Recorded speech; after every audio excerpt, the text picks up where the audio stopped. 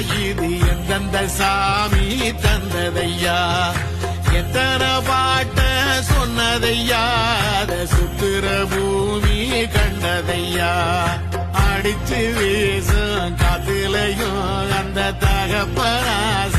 சுத்துதையா பிடிச்சு பூக்கும் விதையிலும் ஒரு வம்சத்து கதையே உள்ளதையா 100 தலைமுறை சேர்ந்து செதுக்குன ஈர நலம் இது பாறையா வாழும் வரையிலும் நீயும் விதைக்கிற கடமை இருக்கு கேளையா கோடி விளக்காயேந்தி கிடந்த வீடும் இருண்ட